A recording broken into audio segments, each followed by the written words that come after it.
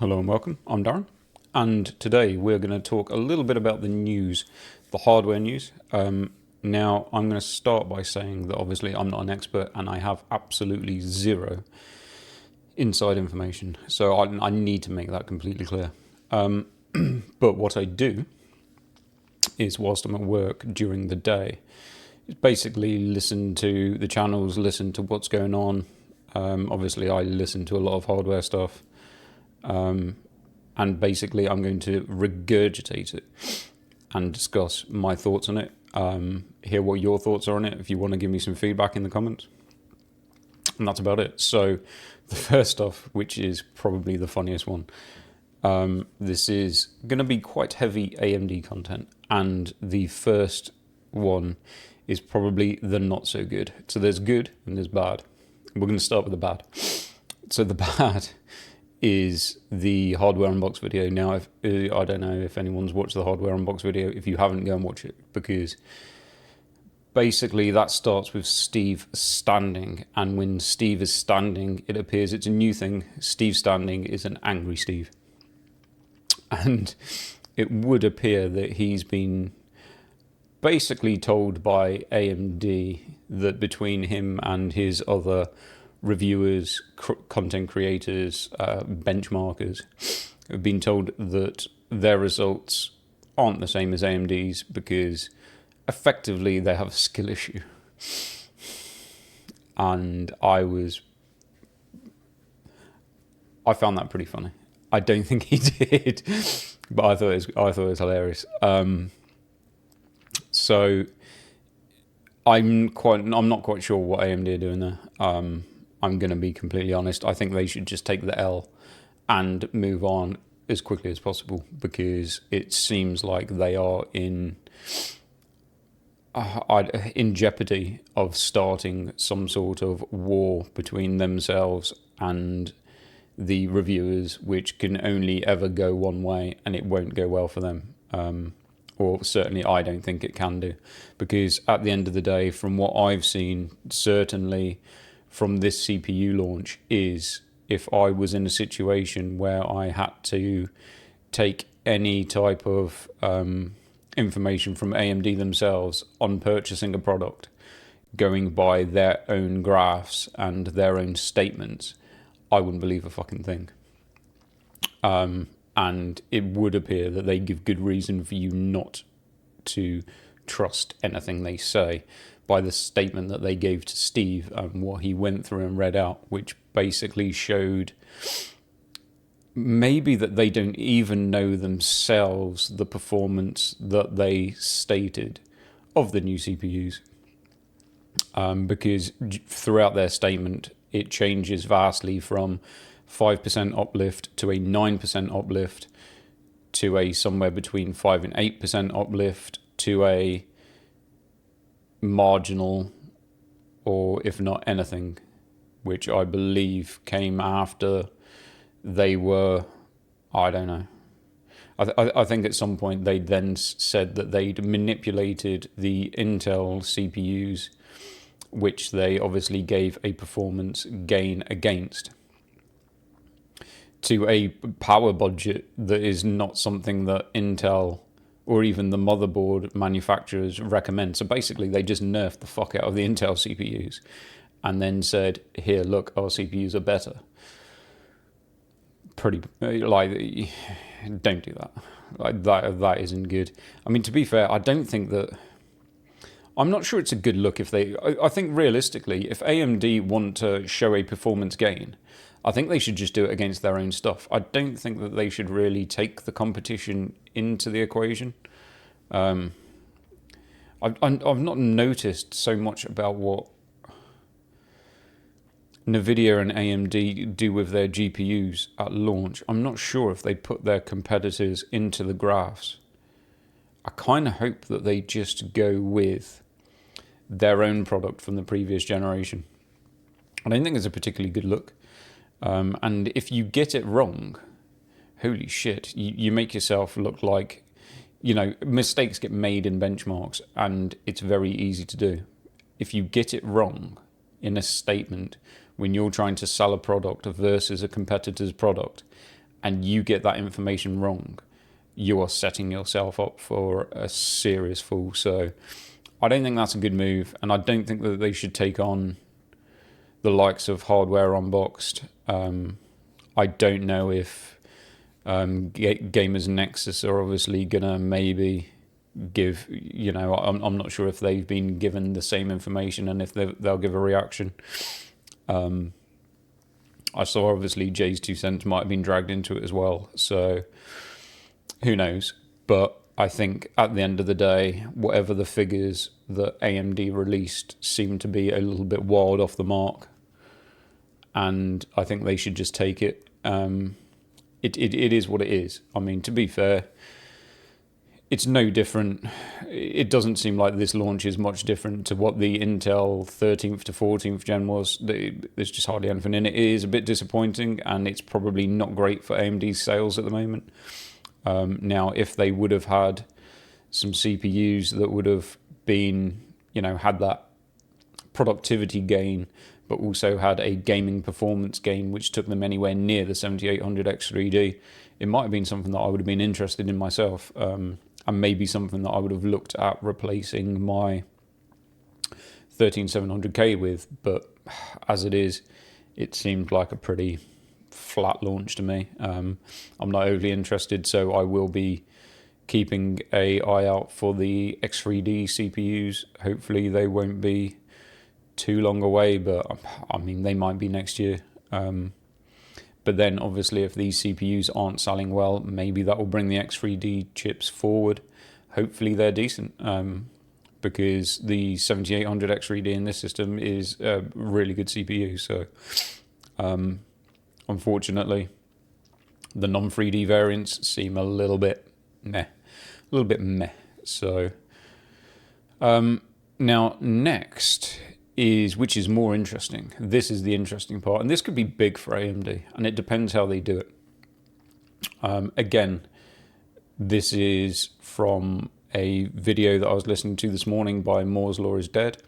I have listened to a lot of his content before, and it's pretty fair to say that he does have inside information, and it's regarding RDNA4. So RDNA4 apparently was due to not launch until next year, but by his information or his leak, it appears that AMD might be in a rush to suddenly launch, which is a bit of a surprise, but I think it makes sense, and I think it makes sense for quite a few reasons. Now, what's even more of a surprise is the performance that is being leaked. Now, the performance being leaked of the 8800 XT, which I believe is, at this moment in time, as far as we've been leaked, the highest tier GPU that they are about to be launching. However, he did state, and I wasn't aware of this, but apparently AMD have been known for lying in their leaks, as we were just saying about the CPUs, but in a different way. Now, apparently when they launched, or when they were due to launch the 6900 XT, they apparently knew that AIB partners were a little bit loose-lipped, and that it was likely that the AIB partners would leak the information that they didn't want getting to NVIDIA about the performance of the 6900 XT. So they reduced the power budget to the 6900 XT when it was sent to the AIB partners for testing, which basically meant that they nerfed it for the AIB partners. So when the AIB partners released, as they guessed that they would do, the information and the performance, it wasn't the performance that we then found came with the 6900 XT. How that influenced NVIDIA, I've absolutely no idea, because as far as I'm aware, NVIDIA had already launched all of their GPUs before the 6900 XT, and they were already priced and they're already out there in the market. So I'm not quite sure how that influenced NVIDIA, but regardless of this. So the leaks and the rumours are relatively true from what I've heard up until today. So the leaks that are given to him are that it, go and check his video out, because I could get wrong somewhere and I don't want to give any false information. But the leaks and rumours are somewhere close to, if not 4080 performance in rasterization, and that kind of goes with what the leaks were previously, because I think the leaks previously were somewhere between the 7900 XT and the 7900 XTX. Well, the XTX generally beats the 4080 in raster performance, so if you're talking 4080 raster performance, that does fall somewhere between the 7900 XT and the 7900 XTX. But the more surprising figure given was the RT improvement. Now, the RT improvement is said to be somewhere around 4070 Ti Super, or maybe as high as 4080. So effectively, it could be a 4080 in performance and a 4080 in RT. So effectively a 4080. And that I was quite surprised by. And it kind of makes sense why they might want to rush the launch, because as we've just seen, Black Myth Wukong just launched, heavy RT, and it's kind of, I'm not saying it's given AMD a bad name, but it's definitely something that is not looking great for the AMD GPUs at this moment in time. But obviously this isn't the only game. So we have the Star Wars, I can't remember what it's called, the next Star Wars game that's coming up very shortly. And I believe also rumoured was the Indiana Jones game. Now, I believe both of these games are rumoured to have heavy RT or full RT. Now, full RT seems to be the new name for path tracing. So, is this a good time for AMD to launch this GPU? And I kind of think it is. I kind of think if they have this GPU and they can price it well right now is the time to launch it. And that does make sense. So I think there is some credibility to what he's saying. Now, it might not happen, but I think it would make sense. If they have this GPU ready and it is around a 4070 Ti or a 4080 in both raster and ray tracing performance, I would say now's the time to launch it, to get ready for those games, because as far as I'm aware, the 50 series will launch with their higher, like they normally do.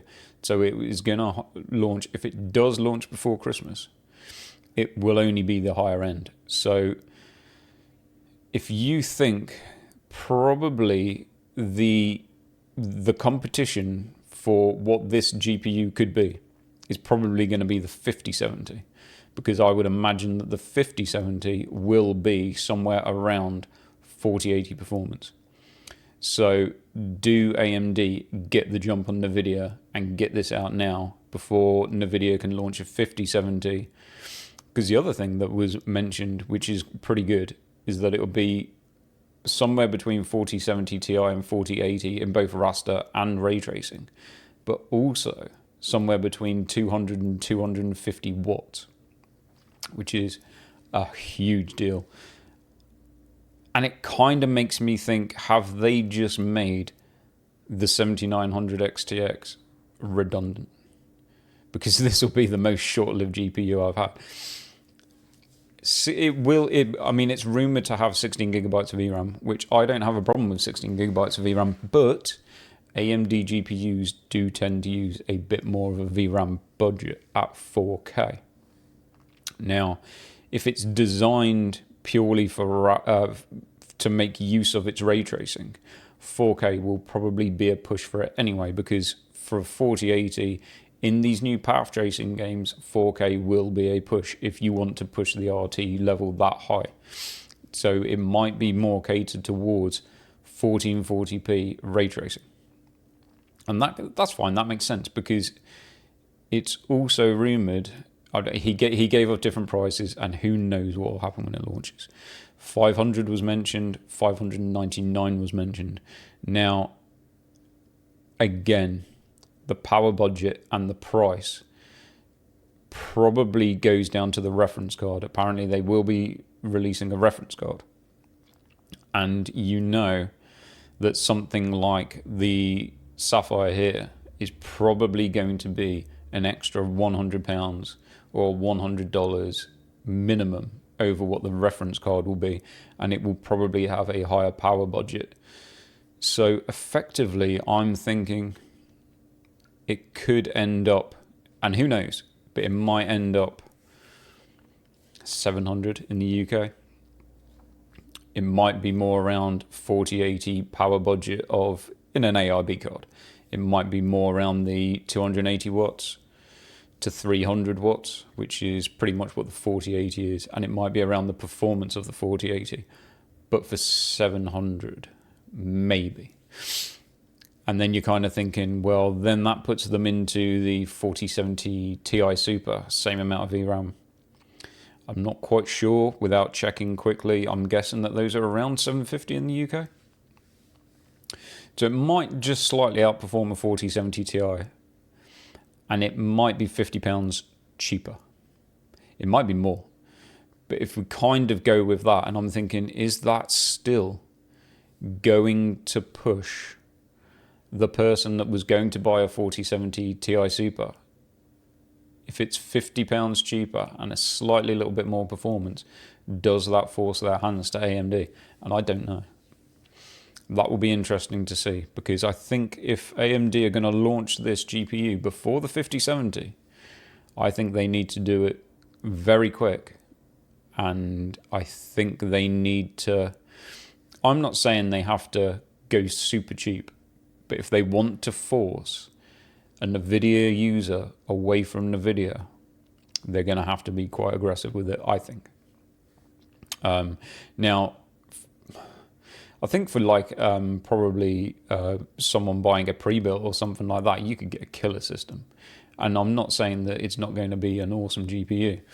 It will be slightly held back still because of FSR, unfortunately, which is kind of the main reason that I buy a NVIDIA GPU, or I'll use a NVIDIA GPU over an AMD GPU, is because of DLSS versus FSR. Some people don't care about stuff like that. I personally do. But yes, interesting, and in a good way for AMD if they get it right, because I will be interested in that GPU. If that launches in the next month or two, I'll probably buy one myself. But it kind of makes me think, have they just made everything before it redundant? Now, the only thing that this has over, I mean, this is still obviously a 400 to 450 watt, 24 gigabytes of VRAM, so this does have the higher amount of VRAM. It'll be interesting to see in some games if the AMD GPU is hurt by the 16 gigabytes of VRAM. Obviously in ray tracing, it probably will be more probably targeted towards 1440p. And the only reason I say it is I have seen a few games where the AMD GPUs are using sometimes certainly over 1 gigabyte, sometimes closer to 2 gigabytes more of VRAM. So who knows? Like I said, I'm not overly worried about 16 gigabytes. I'll probably buy it to check it out if it does sell at a reasonable price. If it's up probably around 750 or 800, I probably won't bother. I mean, effectively, it's just going to be a 4080 with FSR. Well, I've already got a 4080, so I don't know.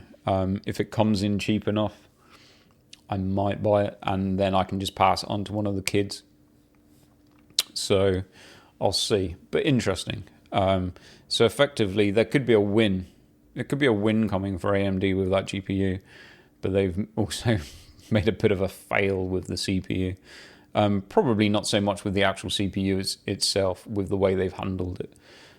Probably not great.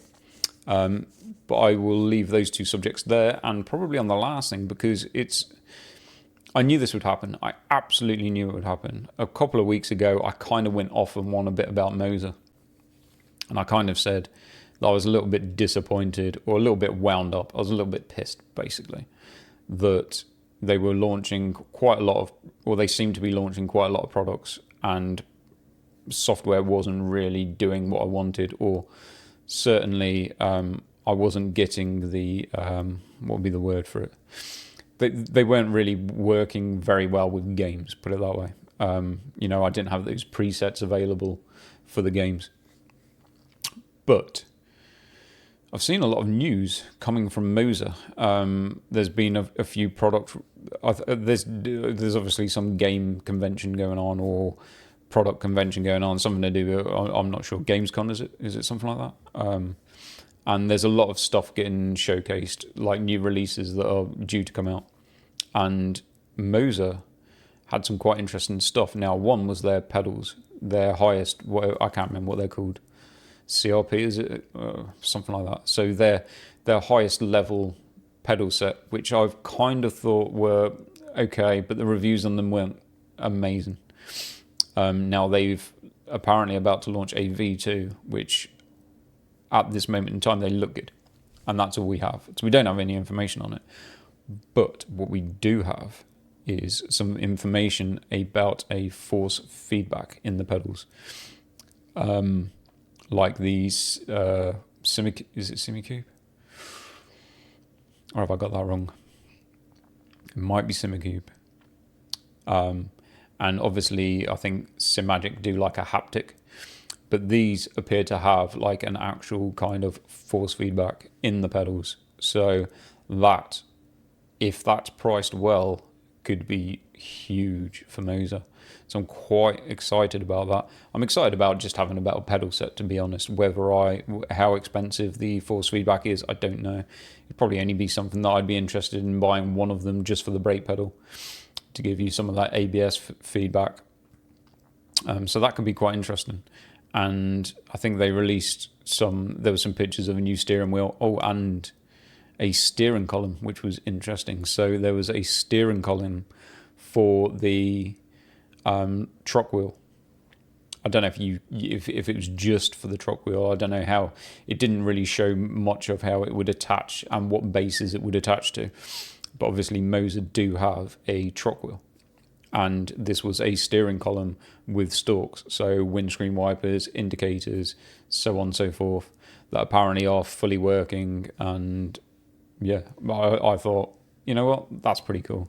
Whether I'd want to use it or not is a different kettle of fish, but the fact that they did the truck wheel and they're doing the steering column, I think is actually like, it shows that they're seeing certain sectors in the market that they can jump on. And I quite like that. So my rant with Moza at the moment is kind of over for now. I think they might... hold on. They also did a Force Feedback 3.0 update, apparently. Now, I think it's only available at the moment, or it's due to be available on the Moza R12s, and then it will release to the rest. But I've seen one review on it, and apparently it's really good. It wasn't bad before, but apparently this update does take it up to the next level, and that's something that I wanted to hear. So that might be quite good as well. So yeah, as far as it goes, that's probably the news at the moment. Let me know in the comments.